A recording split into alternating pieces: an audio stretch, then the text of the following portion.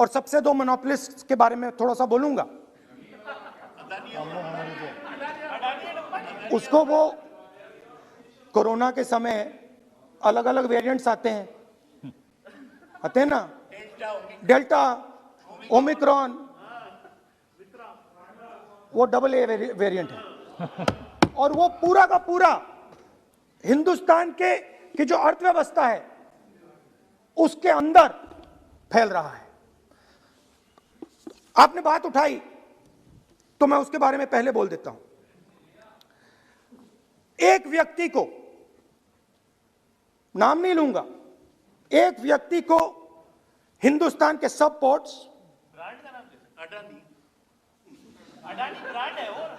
Brand, Hindustan के सब ports, Hindustan के सब airport, power transmission, mining, green energy, gas distribution, edible oil, जो भी हिंदुस्तान में होता है उधर अदानी जी दिखाई देते हैं।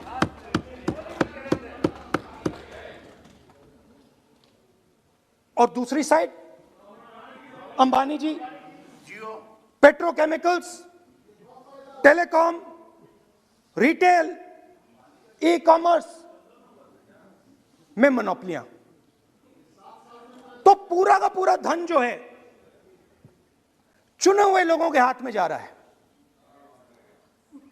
और आपने जो असंगठित सेक्टर को खत्म किया, देखिए अगर आप इनफॉर्मल सेक्टर को खत्म कर देते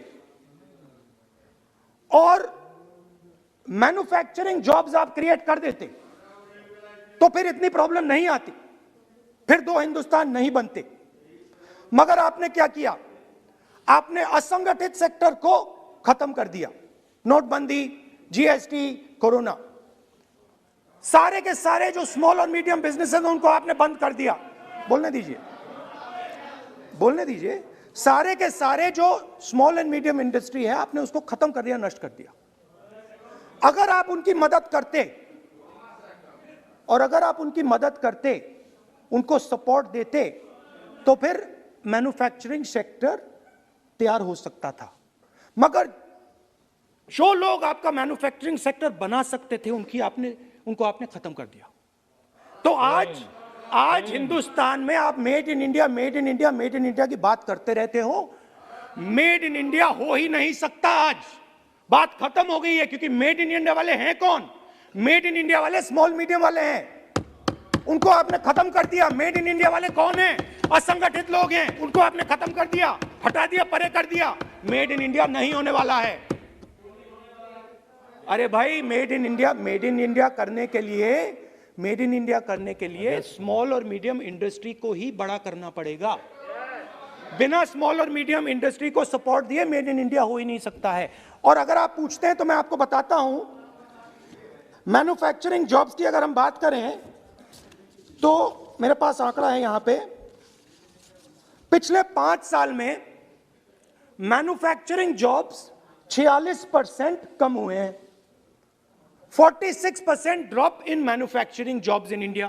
Why? Because you have destroyed the unorganized sector. Why? Because you have destroyed MSMEs. That is why you are focusing completely on 5 or 10 people. I don't have a problem with that. I don't have a problem with big industry. Focus on them. But please realize that they cannot produce jobs for you. Small and medium industry is the only people who can produce jobs for you. That is the reality. और हो क्या रहा है? दो हिंदुस्तान बन रहे हैं। आप यहां पे भाषण देते रहते हो, नया Hindustan, new India, make in India, और कौन से नारे हैं?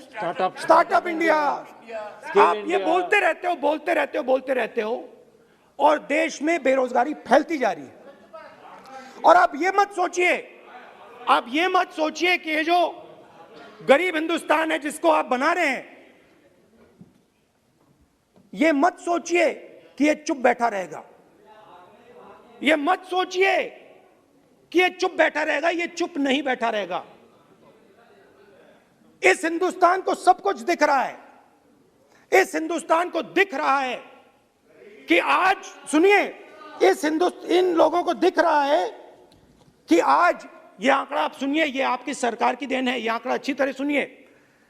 इस गरीब हिंदुस्तान को दिख रहा है कि आज हिंदुस्तान के 100 सबसे अमीर लोगों के पास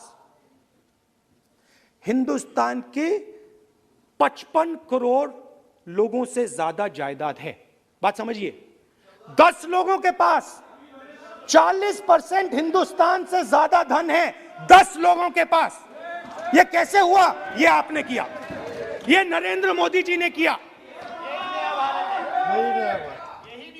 और तो मैं आपको एक सुझाव देता हूं, प्रधानमंत्री जी को आपको सुझाव देता हूं, ये जो दो आप हिंदुस्तान आप बना रहे हैं, इन दो हिंदुस्तानों को जोड़ने का काम जल्दी से शुरू कीजिए।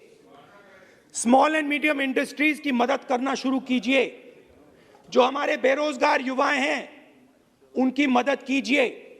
और ये जो आप पूरा का पूरा धन इन्हीं 5-10 लोगों को दे रहे हो, क्योंकि ये आपकी मार्केटिंग करते हैं, आपको टीवी, व्हाट्सएप, फेसबुक पे लगाते हैं, ये काम आप बंद कीजिए, नहीं तो देश